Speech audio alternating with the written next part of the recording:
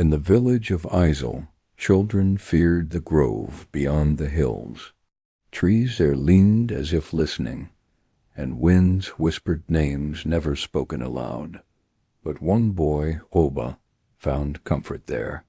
He would sit in its shadows, head tilted, as if in conversation. "They speak to me," he once told his mother. She laughed nervously. No one believed him. But Abba knew the voices were real and that they were waiting. Abba returned to the grove daily, sharing stories, questions, and laughter. In return, the shadows whispered secrets of the past and glimpses of what might come. One voice, softer than the rest, began to linger, feminine, curious, kind. "You see us," it said. Abba smiled. "I hear you too." The villagers thought him strange, his eyes too deep for his age. But the shadows called him listener, and among them he felt seen. The kind voice returned often. Her name was Asa. She had once been a girl, long forgotten by the village, taken too soon. "They never remembered me," she whispered. Abba promised, "I will." Each night he'd return and sit beneath the old silk-cotton tree, listening as Asa shared tales of her time of loss and longing. She was no longer just a shadow, she was a friend. And Abba, the boy who remembered. One night Asa's voice trembled. "They're watching," she said. Abba glanced around. The shadows had thickened. Faces formed in the darkness, curious, cautious.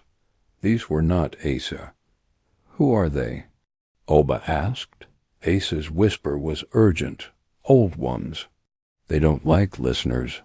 Abba felt their gaze heavy on his skin, colder than wind. Yet he did not run. He placed his palm on the earth. "I'm not afraid," he said.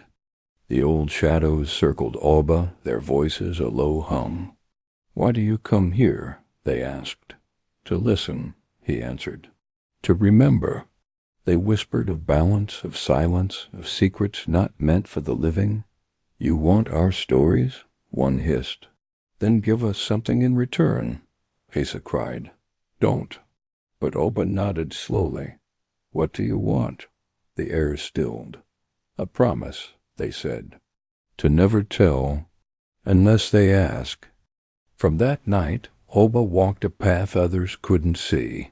He spoke little, but listened deeply. Villagers noticed animals pausing near him, wind shifting when he passed. He carved strange symbols in wood, whispered to the fire, and often smiled at empty spaces. "The boy sees too much," elders muttered. But Abba wasn't afraid. The shadows had accepted him. Asa stayed close. And now he could hear even the dead leaves speak. Word of the boy's strange talent spread. Villagers whispered, fearful yet curious. The chief summoned him to speak to the spirit of his long-lost brother. The night before, the wind howled louder than ever, and the boy sat alone, staring at the moon. "They'll want things they shouldn't ask for," his mother warned, her voice trembling, but he nodded. The shadows had already told him this day would come. Tund wandered until a cave yawned before him, carved into the hill's side, like a mouth mid-chant. Inside a soft glow pulsed. A figure sat cross-legged, a woman cloaked in silence, her hair woven with bones and feathers. "I am the keeper," she said, without moving her lips. "You walk the path of those who remember." The shadows bowed to her as if she were their queen. Tund bowed too, his heartbeat syncing with the cave's gentle thrum. The keeper's voice, soundless yet deep, asked Tund, "What do you seek?" He hesitated. "My mother," he whispered. The shadows stirred. One broke away, a small figure with familiar eyes. It looked at him, then vanished. The keeper touched his chest. "Then seek not with fear," but with memory. The cave trembled lightly, and the whispers returned, circling him like wind. Tund understood. He wasn't chasing the past, he was carrying it. The keeper raised her hand, and silence thickened like fog. "Sit, breathe, listen," she commanded. Tund obeyed. Around him the shadows danced and whispered. Faces emerged, angry, grieving, laughing all stories once buried. Fear clawed at him, but he stayed still. One shadow approached and merged into his chest. It burned, then calmed. "You carry memory now," the keeper said, "and memory weighs more than stone." The keeper touched Tund's forehead. "The world will not hear you until it needs to." With that, he was outside the cave again, alone. But the forest had changed, trees bowed as he passed. Wind curled around him like a shawl. In the rustling leaves he heard names, forgotten songs, broken promises. He whispered back, and the wind carried his voice. The shadows no longer hid from him. They followed, protectors now, not strangers. Word spread through the village like harmattan fire. The boy who spoke to shadows had been seen whispering to the river, listening to the forest. Elders called a meeting beneath the great baobab. With stern voices they asked, "What do the shadows tell you?" The boy answered softly, "They tell me what's forgotten, what you left behind." The murmurs grew. Fear and wonder clashed in the villagers' hearts. That night, with the village quiet and the moon casting long shadows, Ao followed the call he had once feared. It led him past the trees, past the shrine, into the heart of darkness. There, by the ancient rock, stood a form of shadow not his own. It didn't speak with words, but with memories, images of the past wrapped in sorrow and truth. The spirit reached out, not in malice, but in mourning.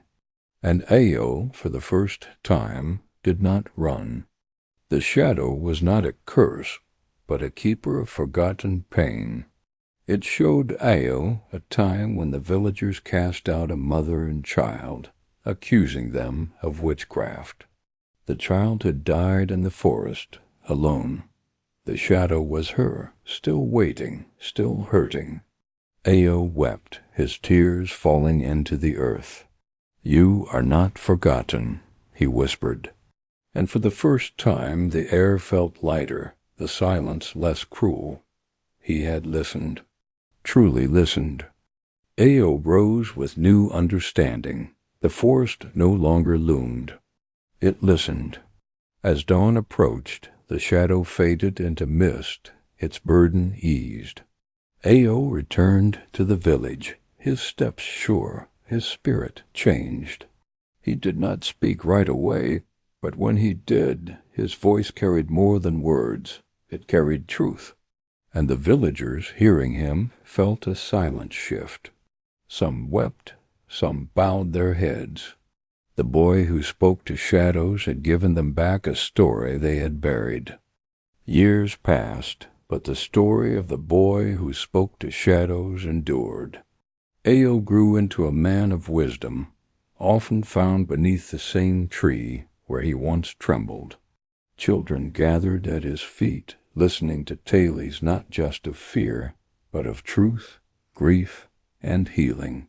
He taught them that shadows aren't always to be feared sometimes, they simply want to be heard. And so the silence of the forest became song, and the boy became legend.